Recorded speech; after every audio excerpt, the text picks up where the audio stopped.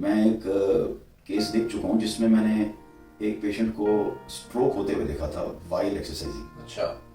ये किस्सा मैं नहीं भूलता हूँ क्योंकि उस इंसिडेंट में मैं उस टाइम पे आई विटनेस था, और क्योंकि मैं डॉक्टर था तो हमने जल्दी प्रॉम्प्टली उस पेशेंट को हेल्प करी, और 3-4 लोगों ने अलॉन्ग विद द ट्रेनर्स उस पेशेंट को जिस पर्सन को यह हुआ था उसको हमने एम्बुलेंस करके इमीडिएटली हॉस्पिटल शिफ्ट किया। You are listening to Medico You are listening to Podcasters. Medico And you're listening Podcasters. to Medico Podcasters. Hello guys, welcome to Medico Podcasters. आज हमारे साथ में है डॉक्टर अमित बाली, जो है एक एनेस्थीसियोलॉजिस्ट आर्टेमिस हॉस्पिटल में और एक फिटनेस एंथुसियास्ट। सर कैसे हैं आप? I am very fine, thank you. Sir एक बात बताओ, आप खाते क्या हो? जिम में लोग बोलते नहीं आपको कि क्या खाते हो आप? अंकित जी, ये काफ़ी कॉमन क्वेश्चन है, और कल ही मुझसे वन जेंटलमैन आस्क्ड मी कि डॉक्टर साहब आपकी डाइट क्या है, आप क्या खाते हैं? तो मैं तो यही सजेस्ट करता हूँ कि मैं एक बैलेंस डाइट खाता हूँ जिसमें थोड़ा सा प्रोटीन इनटेक मेरा बेटर होता है। सर वैसे आज का हमारा टॉपिक भी जो है ना, वो फिटनेस और न्यूट्रिशन को लेकर के ही है। तो आज हमने बात भी सिर्फ न्यूट्रिशन और फिटनेस की करनी है। तो आपसे कुछ इनपुट्स लेना चाहूंगा। जो ये लड़के आजकल जिम जाते हैं, मसल बिल्डिंग करते हैं, तो ये बहुत ज्यादा आजकल जा रहे हैं स्टीरॉइड्स की तरफ। तो कितना सही है, कितना गलत है, कुछ इस पे आप हमारे को बताएं। स्टेरॉइड्स पर एक डेफिनेटली एक टॉक होनी चाहिए कि this is something which should not be advised, and being a doctor मैं तो बिल्कुल किसी को भी एडवाइस नहीं करूँगा कि उन चीज़ों की तरफ ध्यान देना चाहिए, बल्कि अच्छी डाइट और अच्छे एक्सरसाइज रूटीन की तरफ ध्यान देंगे तो हमारी फिटनेस और हमारी ग्रोथ और मसल ट्रेनिंग और ये बहुत इम्प्रूव हो जाती है। तो खाना क्या चाहिए अगर सपोज जैसे कोई मसल बिल्डिंग करना चाहता है या कोई लीन होना चाहता है, तो क्या क्या लेना चाहिए इनको? जैसे सप्लीमेंट्स तो बहुत होते हैं, क्या सप्लीमेंट्स भी हार्मफुल होते हैं? नहीं नहीं, मैं ये नहीं कहूँगा कि सप्लीमेंट्स हार्मफुल होते हैं। सप्लीमेंट्स को यूज़ करने का अपना एक मेथड है, और क्योंकि आप प्राइमरीली एक्सरसाइज करते हैं और अगर अच्छी डाइट करते हैं, उसी के बाद आप सप्लीमेंट ले सकते हैं। अगर आपकी डाइट अच्छी नहीं है तो सप्लीमेंट्स आपको हार्म भी कर सकते हैं। अगर आप एक्सरसाइज नहीं करते हैं तो सप्लीमेंट्स आपको ज़्यादा इफ़ेक्ट नहीं करेंगे और कोई बेनिफिट नहीं देंगे। हाँ, अगर आप अच्छी डाइट और ट्रेनिंग फॉलो करते हैं तो there are supplements which can be used and they are very good.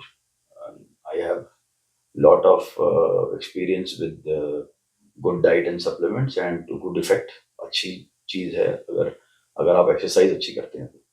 तो जैसे जब मैं भी जाता हूँ जिम में, जब तो मैं देखता हूँ बहुत सारे लड़के जो है वो एक आता है कुछ प्री वर्कआउट, वो एकदम एक स्कूप लेते हैं, सीधा डायरेक्ट लेते हैं और पानी पी जाते हैं। तो क्या, और मैंने कई बार देखा है कि उनका फेस लाल हो जाता है, शरीर लाल हो जाता है, चींटियां सी काटने लग जाती हैं, ऐसा वो बोलते हैं। तो ये क्या होता है? क्या ऐसे लेना ये ठीक है या कैसे इसको लेना चाहिए? इसको मैं बिल्कुल भी ऐसे रिकमेंड नहीं करूँगा। प्री वर्कआउट्स जनरली एक परफॉर्मेंस एनहांस करने के लिए, बूस्ट करने के लिए प्रोडक्ट होता है। इसका कोई भी एंड रिजल्ट मसल ट्रेनिंग या मसल ग्रोथ पर नहीं होता है। ये सिर्फ आप अपने आप को थोड़ा मोटिवेट करने के लिए, थोड़ा सा एनर्जाइज करने के लिए ले सकते हैं, लेकिन इसको रिक्रिएशन पर्पस तक ही रखा जाए, इससे एक रूटीन नहीं बनाना चाहिए। क्योंकि प्री वर्कआउट्स के अंदर कुछ हार्मफुल सब्सटेंसेस भी हो सकते हैं, जैसे उसके अंदर कैफीन की मात्रा कई बार बहुत ज़्यादा हो सकती है, जो आपके लिए हानिकारक है, आपके हार्ट के लिए, आपके मेंटल हेल्थ, आपके ब्रेन के लिए हानिकारक है। उसमें कई ऐसे सब्सटेंस हैं जिनकी क्वांटिटी ज़्यादा होने की वजह से आपको नुकसान पहुंच सकता है, और जिनमें से एक क्रिएटिन है, एफेड्रिन है, कुछ ऐसी दवाइयाँ भी डलती हैं जिनका पोटेंशियली ओवर यूजेज पे रॉन्ग इफेक्ट हो सकता है। तो मैं बहुत ज़्यादा रिकमेंड नहीं करूँगा। हाँ, अगर कोई एडवांस लिफ्टर है तो वो प्री वर्कआउट ले सकता है, प्रोवाइडेड उसकी ट्रेनिंग और उसकी डाइट पहले से ही पूरी वेल कंडीशनड। इतने सारी सप्लीमेंट शॉप वाले हैं, न्यूट्रिशनिस्ट हैं, जितने ट्रेनर्स हैं, ये सब कुछ जो है सेल आउट करने में लगे होते हैं। और वही है, सारे लड़के स्कूप भर भर के, और मैंने तो कई बार देखा है कि कॉफी के सैशे लेकर के आते हैं, गर्म पानी में कॉफी का सैशे मिक्स किया और उसी वक्त पी लिया। क्या फर्क पड़ता है उससे? उस मेरे को तो लगता है कि शायद कॉफी को तो हिट करने में भी 30-40 मिनट लग जाते होंगे। नहीं, कैफीन का रोल तो है, लेकिन इस तरह से नहीं जिस तरह से आप डिस्क्राइब कर रहे हो।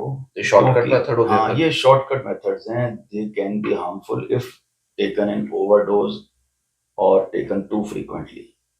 क्योंकि मैं नहीं समझता कि कैफीन जैसी, कॉफी जैसी चीज को लेट इवनिंग या फिर लेट नाइट के जो वर्कआउट हैं उनमें यूज करना चाहिए। इससे आपको स्लीप डिस्टर्बेंस बहुत हो सकती है, ब्रेन हेल्थ आपकी डिफिकल्ट हो सकती है, और आपको हार्ट में टैकीकार्डिया जिसे कहते हैं कि हार्ट रेट ज्यादा हो जाना, ब्लड प्रेशर बढ़ जाना, ये सब हो सकता है, इसकी संभावना बढ़। तो जैसे आजकल जो यंग लड़के हैं जिनको हार्ट अटैक आ रहे हैं, काफी लोगों को तो जिम में ही आ रहे हैं, तो ये क्या यही एक रीजन है उसका, या कुछ और भी रीजन होते हैं उसके? जिम में हार्ट अटैक आना एक बहुत ही अनफॉर्चुनेट और अनवांटेड इवेंट है। मैं तो क्योंकि अभी बीच में ही कुछ केसेस हुए हैं जहाँ पे बहुत यंग लड़के, 25 साल 30 साल के लड़के जो हैं, उनको हार्ट अटैक आ गया, और एक दो को तो जिम में ही आ गया।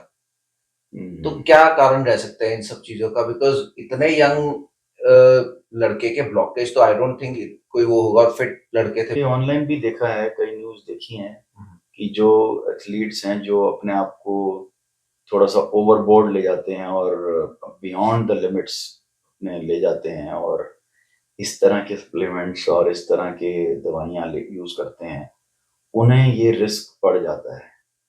क्योंकि हार्ट और ब्रेन की हमारी जो कंडीशनिंग है वो नॉर्मल फिजियोलॉजिकल कंडीशनिंग होनी चाहिए, उसकी लिमिट्स के अंदर रहना चाहिए।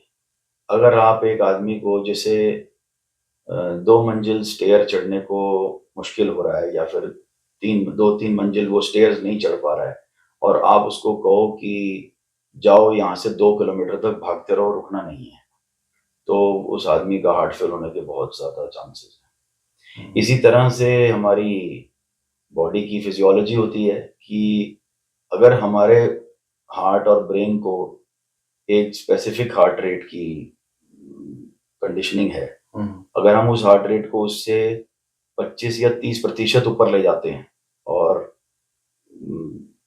अपने ब्रेन की फंक्शनिंग को और ज़्यादा हाई कर देते हैं, तो हमारे पास रिस्क बढ़ जाता है दोनों चीज़ों का, हार्ट अटैक का भी और साथ साथ में स्ट्रोक का भी। मैं एक केस देख चुका हूँ जिसमें मैंने एक पेशेंट को स्ट्रोक होते हुए देखा था वाइल एक्सरसाइजिंग। अच्छा।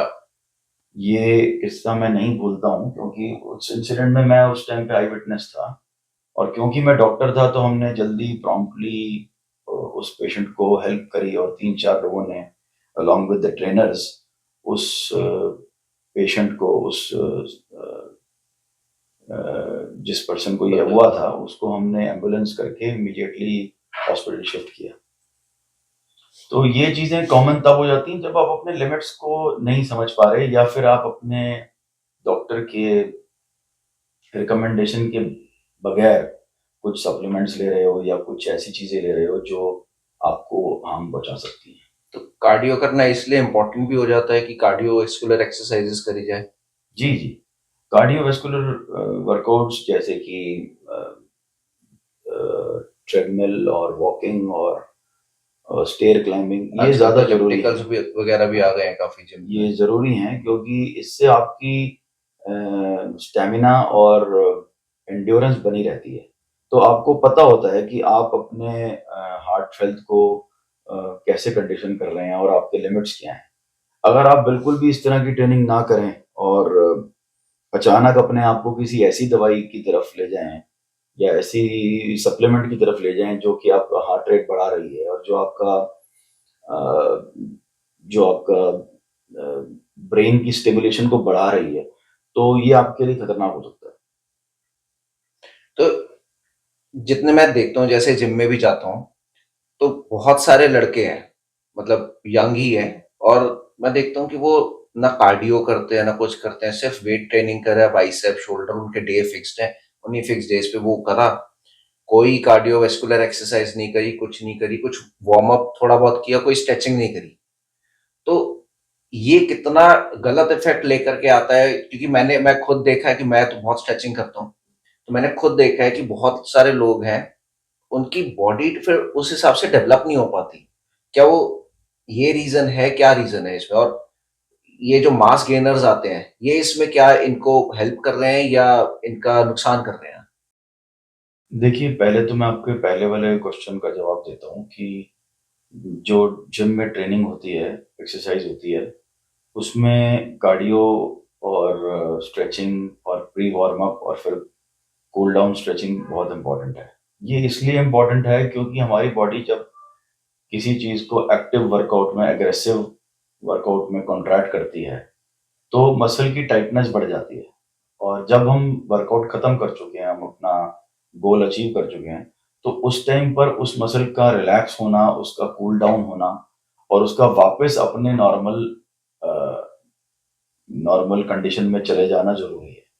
इसके लिए स्ट्रेचिंग और इसके लिए कूल डाउन की एक्सरसाइजेज़ बहुत ज़रूरी हैं और इसके लिए स्लीप बहुत ज़रूरी है, नींद बहुत ज़रूरी है, जो आपकी अच्छी होनी चाहिए।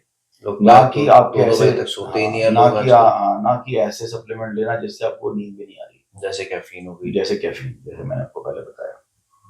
तो आपका इसलिए आपका जो डाइट का सिस्टम है और एक्सरसाइज का सिस्टम है, वो more towards normal physiological natural method की तरफ जाना चाहिए, रादर देन अननेचुरल चीज़ें करें और अननेचुरल टाइम पे सब्सटेंसेस लें और फिर उनके साइड इफेक्ट्स हों। और जो जैसे मैंने पूछा, मास मास गेनर्स गेनर, वगैरह जो दूसरा लेते क्वेश्चन हैं, आपका था मास गेनर का। मास गेनर मैं समझता हूँ कि ये ऐसे प्रोडक्ट्स हैं जिनको ओवर हाइप किया जाता है। ये ऐसे प्रोडक्ट्स हैं जो सिर्फ और सिर्फ डिफिकल्ट वेट गेन जिनका नहीं हो पाता है, जिनका बॉडी मास उनके बोन मास के मुकाबले बहुत कम है और जिनका मसल वेट उनके बोन वेट और उनकी बॉडी टाइप के हिसाब से बहुत कम है, who are very thin built with small bones and very narrow shoulders, narrow waist.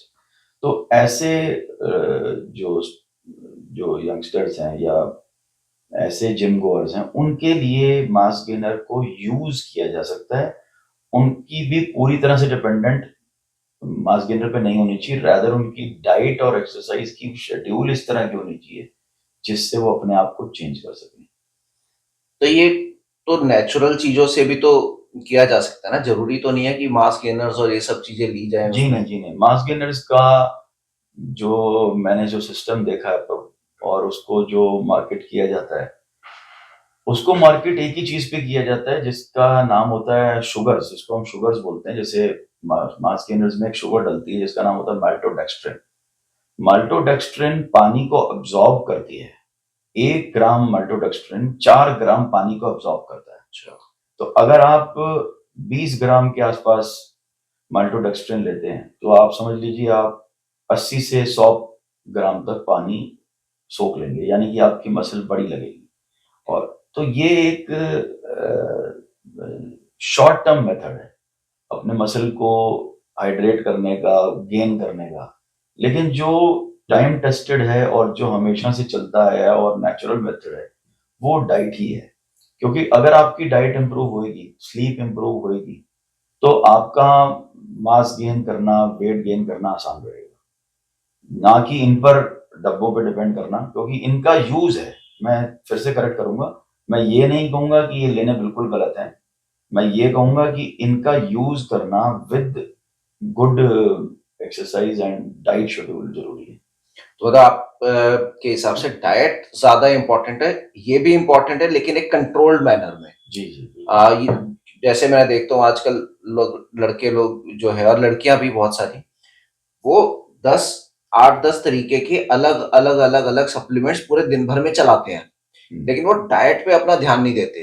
तो अभी तो उनको बहुत अच्छा लग रहा है, तो आई गेस उनको आगे जाकर के कोई हेल्थ प्रॉब्लम्स उनको फेस करनी पड़ेंगी या क्या होगा? तो इस पे थोड़ा बिल्कुल, बताइए। मैं इस चीज़ को बिल्कुल ठीक नहीं मानता कि यंग एज पे ज़्यादा सप्लीमेंट्स और वेट गेनिंग के लिए, मसल गेनिंग के लिए आप ज़्यादा सप्लीमेंट यूज़ करो। क्योंकि जो हमारी जो प्राइमरी जो टीचिंग है अबाउट फिटनेस और basics of weight training principles, वो यही कहती है कि आप वेट ट्रेनिंग को टारगेट करिए अपने डाइट के अकॉर्डिंगली। अगर आप वेट ट्रेनिंग अधिक करते हैं, ज़्यादा करते हैं, तो आपकी डाइट उसी हिसाब से ऊपर जानी चाहिए। अगर आप वेट ट्रेनिंग कम करते हैं, तो आपकी डाइट उसी हिसाब से प्रोपोर्शनल होनी चाहिए। अगर आप में दोनों डाइट या एक्सरसाइज में डिस्प्रपोर्शन है, तो वो आपको आपके गोल्स में, आपके रिजल्ट्स में अचीव करने में मुश्किल करेगा। जैसे मैंने देखा है कि कई बच्चे बहुत ज़्यादा एक्सरसाइज करते हैं, 3 से 4, 4, 5, 4-4 घंटे तक एक्सरसाइज करते हैं, लेकिन जब उन्हें खाने को कहा जाए तो वो सिर्फ सप्लीमेंट और पाउडर खाते हैं। इन लड़कों के लिए बहुत मेरी हिदायत है कि इनको वेट गेन करने के लिए ये तरीका बिल्कुल ही गलत है, एब्सोल्युटली। मतलब ये तरीका बिल्कुल गलत है, क्योंकि ये आपकी प्राइमरी डाइट को बिल्कुल कम करके उसको सप्लीमेंट ओरिएंटेड डाइट बना रहा है, जो कि आप एक्सरसाइज ज़्यादा करने पे कभी भी कवर नहीं कर पाएंगे। तो प्रोबेबली जब उन्हें छोड़ेंगे चाहिए तो कि हाँ, उन्हें चाहिए हाँ, कि आप एक्सरसाइज का वॉल्यूम कम करें, कम एक्सरसाइज करें और डाइट को ज़्यादा फोकस करें, कैलोरी डेफिसिट ना होने दें। हम्म, कैलोरी एक्सेस बनाएं, और कैलोरी एक्सेस बनाने में ज़्यादा यूज़ करें प्रोटीन को, कम यूज़ करें फैट को, और कम यूज़ करें कार्बोहाइड्रेट को। लेकिन अगर आप प्रोटीन को एक्सेस बनाते हैं, तो आपका वेट गेन करने का पॉसिबिलिटी, संभावना ज़्यादा हो जाती है। तो जैसे ये डाइट जो लोग जैसे आप बता रहे हो जो कम लेते हैं और सप्लीमेंट्स ज्यादा लेते हैं, तो जब आने वाले फ्यूचर में जब ये सप्लीमेंट्स छोड़ेंगे तो इनको डाइजेशन वगैरह की प्रॉब्लम्स नहीं होंगी? बिल्कुल, बिल्कुल, मैं ये इस चीज़ से बिल्कुल सहमत हूँ आपकी अंकित जी, कि ऐसी जो डाइजेशन प्रॉब्लम्स हैं, ये आती ही अननेचुरल प्रोसेस्ड फूड से है। क्योंकि अल्टीमेटली अगर आप कोई सप्लीमेंट्स लेते हैं, प्रोटीन पाउडर्स लेते हैं, तो वो हमारे शरीर के नॉर्मल स्टेपल डाइट से अलग है। इसीलिए उनको सप्लीमेंट कहा जाता है। वो डाइट नहीं है, वो डाइट के साथ लिए जाने वाली डाइटरी सप्लीमेंट सप्लीमेंट है। है। तो डाइट के ऊपर ज़्यादा ध्यान देना, क्योंकि हमारा जो सिस्टम है, हमारी स्मॉल इंटेस्टाइन है, हमारी आंतें हैं, हमारी छोटी आंत और बड़ी आंत है, इसको खाने की पदार्थों से आदत है चलने की। ये जब खाना डलता है, जैसे कि फूड है, कोई भी फ्रूट है, रोटी है, सब्जी है, चावल है, जो भी हमारी स्टेपल डाइट है, जब तक फूड उसके अंदर नहीं जाता, जिसे वो पचाए और जिसे वो यूज़ करे और पाचन करे और फिर उसका यू नो उससे न्यूट्रिशन हाँ, उसमें से उससे निकाले, उसमें से juices न्यूट्रिशन निकाले, तब तक हमारे शरीर की इंटेस्टाइन्स को वर्क नहीं मिला। आप अगर उनको बना बनाया चीज, प्रोसेस चीज दे देंगे, तो उनके पास कुछ फाइबर नहीं होगा अब्सॉर्ब करने के लिए, उनके ठीक पास बात कुछ है। पचाने के लिए न्यूट्रिशन नहीं हुआ।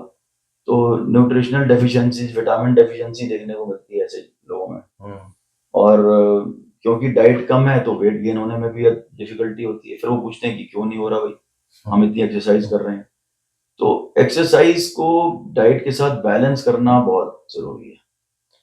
इसलिए अगर आप एक्सरसाइज करते हैं, तो आप उतनी एक्सरसाइज करिए जितनी आपकी डाइट से आप वेट गेन कर सकते हैं। अगर आप वेट लॉस करना चाहते हैं, तो सिमिलर है, एक्सरसाइज उतनी करिए और फिर डाइट को कम करिए।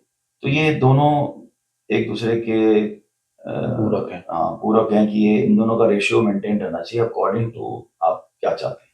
और जैसे मैं देखता हूँ आजकल जो लोग हैं वो देसी घी अवॉइड करते हैं, वो कहते हैं हमसे डाइजेस्ट नहीं होता। तो देसी घी खाना बिल्कुल चाहिए, गलत, इम्पोर्टेंट है या नहीं बिल्कुल इम्पोर्टेंट है? ये बिल्कुल गलत नॉर्म है, बिल्कुल गलत। क्योंकि ये मैं देसी घी बहुत खाता हूँ, मुझे तो जी बहुत जी, मैं पसंद भी है। खाता हूँ। देसी घी का advantage over other fat products ये है कि पहली बात, वो एनिमल सोर्स से है। एनिमल सोर्स का मतलब है कि हमारे को वो ज्यादा पचेगा, वो प्लांट सोर्स से नहीं है। और अब तो डॉक्टर्स रिकमेंड भी करते हैं कि रिफाइंड ऑयल्स और वेजिटेबल ऑयल से दूर रहना चाहिए। इनके अंदर कुछ ऐसे हाइड्रोकार्बन्स और प्रोडक्ट्स होते हैं जो आपके हार्ट हेल्थ को ठीक नहीं रखते। हार्ट हेल्थ को ठीक रखने के लिए सैचुरेटेड फैट्स, पूफा और सैचुरेटेड फैट्स होने चाहिए, जो कि देसी घी में और कोकोनट ऑयल में बहुत अच्छे से मौजूद है। कोकोनट ऑयल ही एक ऐसा ऑयल है, कोकोनट ऑयल और अ, कुछ मैं उसको भी कहूँगा सैफलॉवर ऑयल, यही एक ऐसे ऑयल हैं जिनके अंदर इस चीज़ की क्वांटिटी इनफ होती है। लेकिन देसी घी का मुकाबला नहीं किया जा सकता क्योंकि वो खुद गाय के दूध या भैंस के दूध से बना होता है। तो ये एक ऐसा प्रोडक्ट है जो पूरी तरह से नेचुरल है और हमारे शरीर के लिए बिल्कुल ऑप्टिमम है, बिल्कुल आइडियल है। खा भी लो, लगा भी लो। जी, जी, बिल्कुल। तो जैसे हमारा आज का टॉपिक फिटनेस और न्यूट्रिशन, हम न्यूट्रिशन की तो हमने काफी बात कर ली है। तो जब एक्सरसाइज करते हैं तो जैसे कई लोग एक स्केड्यूल बना लेते हैं कि हमने सिर्फ 5 दिन बॉडी पार्ट करना है, 2 दिन रेस्ट करना है, 6 दिन बॉडी पार्ट करना है और 1 दिन रेस्ट करना है। तो आइडियली जैसे अगर कोई वेट लॉस कर रहा है तो उसके लिए क्या स्केड्यूल होना चाहिए, और अगर कोई वेट गेन करना चाहता है तो उसके लिए कैसा स्केड्यूल होना चाहिए आपके हिसाब से? हाँ, मैं अगर रिकमेंड करूँ और मैं अपने शेड्यूल्स को देखूँ जब मैं ट्रेनिंग करता हूँ, अगर मैं वेट लॉस के लिए ट्रेनिंग करता हूँ और मुझे लगता है कि मुझे फैट लॉस चाहिए, तो मैं कोशिश करता हूँ मैं दिन में 2 बार स्प्लिट कर लूँ ट्रेनिंग को, रादर देन एक ही बार को बड़ा करूँ। एक बार को मैं कार्डियो और लाइट वर्कआउट के लिए स्प्लिट कर लूँ और दूसरे को मैं वेट ट्रेनिंग के लिए स्प्लिट कर लूँ। स्प्लिट करने का फ़ायदा ये है कि आप 2 बार अपने मेटाबॉलिज़्म को हायर पोज़ीशन पे ले जाते हैं, जिससे कैलोरी बर्निंग की जो कैपेसिटी है बॉडी की वो बढ़ जाती है। और अगर आप लॉन्ग वर्कआउट्स करते हैं, लॉन्ग वर्कआउट्स में एक रिस्क रहता है कि एक पर्टिकुलर टाइम के बाद, समझ लीजिए 90 मिनट से लेकर 120 मिनट का टाइम होता है, उसके बाद बॉडी का जो रिस्पॉन्स है, जो एनर्जी मेटाबॉलिज्म है, वो रिस्पॉन्सिव नहीं रहता। आप ना गेन कर पाते हैं, ना लूज कर पाते हैं, रादर आप एनर्जी वेस्ट कर रहे होते हैं या फिर आप थक रहे होते हैं। तो मैं कभी भी लॉन्ग वर्कआउट्स नहीं रिकमेंड करूंगा वेट लॉस के लिए। वेट लॉस के लिए हमेशा स्प्लिट वर्कआउट्स करें और हाई इंटेंसिटी ट्रेनिंग करें। जैसे आजकल तो कॉर्पोरेट कल्चर है, लोग सुबह जाते हैं, रात को ही वापस आते हैं। आधे से ज्यादा तो लोग 9 बजे के आसपास वापस आते हैं, उनके पास टाइम ही नहीं होता स्प्लिट करने का, तो वो क्या करें? तो सुबह करके जाइए और रात को आके करिए।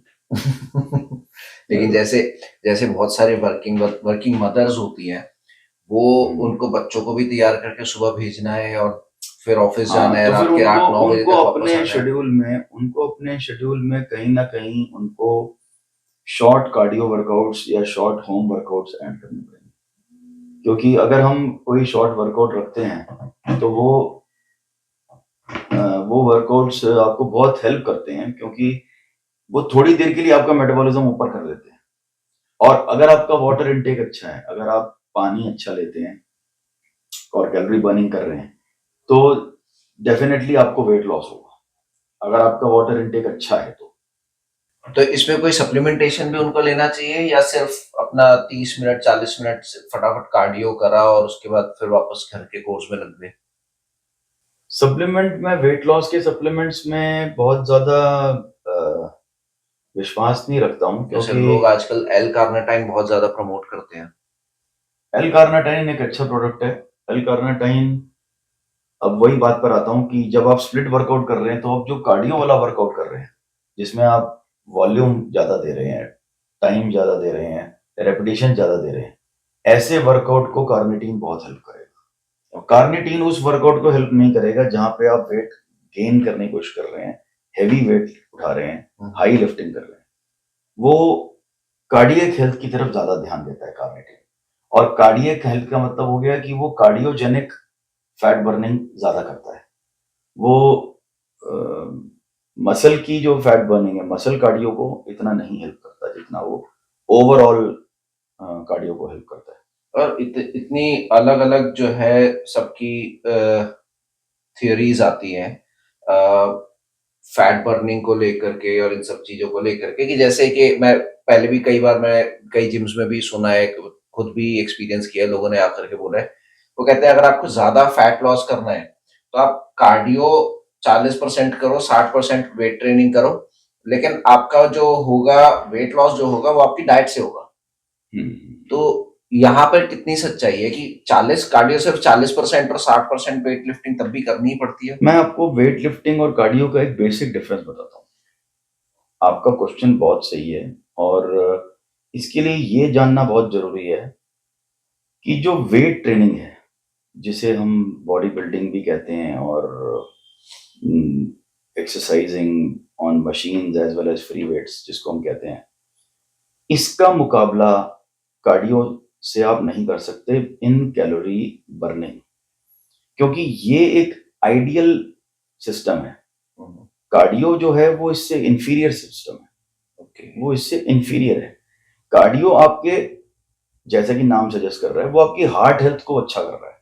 आप कार्डियो को कभी वेट लॉस से ज्यादा यूज मत करिए। मैं आपको बहुत सारे ढेरों एग्जांपल दिखा दूंगा जो लोग 40-40 मिनट, 1-1 घंटा तक, 1.5 घंटा तक कार्डियो करते हैं और उनका वेट जरा सा भी कम नहीं होता।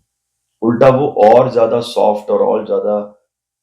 सॉफ्ट और बल्की से लगते हैं और लेस मस्कुलर, थुलथुला सा जैसे हाँ, बोलते हैं। तो जो वेट ट्रेनिंग करने वाला आदमी है वो ज्यादा प्रिसाइज वेट लॉस कर सकता है, क्योंकि वो मसल की ट्रेनिंग कर रहा है, वो कैलोरी को बर्न कर रहा है। मसल का जो वेट ट्रेनिंग का जो एनर्जी कंजम्पशन है और एनर्जी फोर्स जो क्रिएट होती है वो कार्डियो से कहीं कहीं ज्यादा है। आप ये समझ लीजिए कि एक रनर है, वो 1.5 घंटा या 2 घंटा भाग के वो अचीव नहीं कर सकता जो एक बॉडी बिल्डर आधे घंटे में अचीव कर सकता है। तो ये तो कंपैरिजन ही नहीं है सिचुएशंस का। तो इसीलिए जो है वेट ट्रेनिंग साथ में बहुत जरूरी है। बहुत जरूरी है। और हाई रेपिटेशन वेट ट्रेनिंग, अगर आप वेट लॉस करना चाहते हैं तो आपकी हाई रेपिटेशन वेट ट्रेनिंग होनी चाहिए 15 से 20 रेप्स के आसपास वाली। ओके। और अगर आप वेट गेन करना चाहते हैं तो 8 से 12 रेप वाली। ये बड़ी सिंपल सी एक मतलब समझाने के लिए बड़ी सिंपल सी चीज है, लेकिन एक्चुअली ये जब ऑन पेपर जब हम करते हैं और एक्चुअली इसको जब हम इम्प्लीमेंट करते हैं तो थोड़ी सी डिफिकल्टी आती है प्रैक्टिकली करने में और कहने में बड़ा डिफरेंस है। तो जैसे जिनको मसल गेन करना होता है तो वो हैवी वेट से करें या लाइट वेट से, या 8-10 रैप करें, या किस तरीके से मॉडरेट वेट रखें? क्योंकि अगेन बहुत सारी जो है ना मिथ बहुत सारे होते हैं। जिम में चले जाओ, 10 लोग वर्कआउट कर रहे हैं, 10 लोग सारे अपने अलग अलग तरीके के कर रहे होते हैं। तो इसमें सही क्या है अगर आपको मसल गेन करनी है? अगर आपको मसल गेन करनी और है, स्ट्रेंथ के साथ मसल गेन करने के लिए मैं जो मेथड को जिसको अपने ऊपर लागू करता हूँ और मैं देखता हूँ कि ये काफी कॉमनली बॉडी बिल्डर्स भी लागू करते हैं, वो यही है कि आपको फेलियर पे ट्रेन करना है। आपको ट्रेनिंग करनी है तो इसलिए नहीं करनी कि एक नंबर ऑफ रेप्स हैं वो आपको करने हैं। आपको जो नंबर ऑफ रेप पे जहां पे आप थक रहे हैं उससे +3 जरूर जाना है। अगर आप ऊपर 2 या 3 रेप ऊपर चले जाते हैं तो आप फेलियर तक पहुंच जाते हैं जिसमें आप वेट लिफ्ट नहीं कर पा रहे। अगर आप वो वेट लिफ्ट कर रहे हैं और उसको करते करते कम में छोड़ रहे हैं, यानी कि आप 2-3 रेप और कर सकते थे, तो आपकी मसल गेनिंग उतनी ही लिमिटेड रहेगी। आप अपने लिमिट को क्रॉस नहीं कर रहे, ना टच कर रहे हो। जहां पे आप अपने लिमिट को टच करते हो, जहां पर आप अपने मैक्सिमम पोटेंशियल तक सेट को करते हो, वो आपको ज्यादा इफेक्ट देगा rather than less than potential वाला सेट। अगेन मैं कहूंगा कि ये जो रिकमेंडेशन है इसको कहने और करने में थोड़ा सा डिफरेंस है, प्रैक्टिकल इम्प्लीकेशन में फर्क आ ही जाता है। तो जैसे अब लोग वर्कआउट करते हैं और एक सिनेरियो कई बार बन जाता है कि सेट्स में ना बहुत ज्यादा टाइम का गैप लग जाता है। एक जगह पे 4-4 बंदे वो अपना ग्रुप बना के करते हैं, तो उसमें एक सेट में एक से दूसरे सेट में एक बंदे को करने में तकरीबन 2 से 3 मिनट, कई बार 5 मिनट भी लग जाते हैं। तो उससे क्या मसल कोई फायदा होता है या न्यूट्रल रहती है या नुकसान होता है? मैं जहां तक समझ रहा हूं, अगर आप अच्छी ट्रेनिंग कर रहे हैं, हैवी ट्रेनिंग कर रहे हैं, तो 3 मिनट तक का रेस्ट आपको कोई हार्म नहीं करेगा। हाँ, अगर आप 5 मिनट से ऊपर का रेस्ट करते हैं, जो 5 मिनट से भी ऊपर का रेस्ट हो गया है, वो आपको फिर से दोबारा पॉइंट ए पे ले जाएगा। क्योंकि आप पॉइंट बी पे खत्म करना चाहते हैं लेकिन आप फिर से पॉइंट ए पे पहुंच गए, तो आपका नंबर ऑफ सेट्स ज्यादा करने पड़ेंगे आपको। आपको ट्रेनिंग उतने ही करनी चाहिए जितने में आप अपने एंड रिजल्ट को अचीव कर जाएं। That is the maximum weight lifted for maximum number of reps. हमारा अल्टीमेटली ट्रेनिंग में, बॉडी बिल्डिंग में एक गोल होना चाहिए कि हम जो वेट कर रहे हैं उसके हम मैक्सिमम कर पाए। ये नहीं कि हम एक वेट को, जिसको हम पहले करते थे करीब 12 रैप और आज हमने उसको 10 करके छोड़ दिया। आप ये मत एक्सपेक्ट करिए कि जिस वेट को आप 12 रेप्स करते थे उसको अगर आप 9-10 करेंगे तो आप बढ़ रहे हैं। आप 13 करेंगे, 14 करेंगे तभी बढ़ेंगे। चलो, थैंक यू डॉक्टर साहब आपके वैल्यूएबल इनपुट्स के लिए। तो आज का हमारा पॉडकास्ट न्यूट्रिशन सप्लीमेंट्स का, न्यूट्रिशन और फिटनेस का, नॉट सप्लीमेंट्स, न्यूट्रिशन और फिटनेस का, तो हम आज यहीं पर एंड करते हैं। जी। तो फ्यूचर में आपके साथ हम दोबारा जुड़ेंगे एक नए टॉपिक के साथ में। तो आज के लिए thank you very much, and guys, you keep listening to Medico Podcasters, keep watching and do subscribe to our channel. Thank you.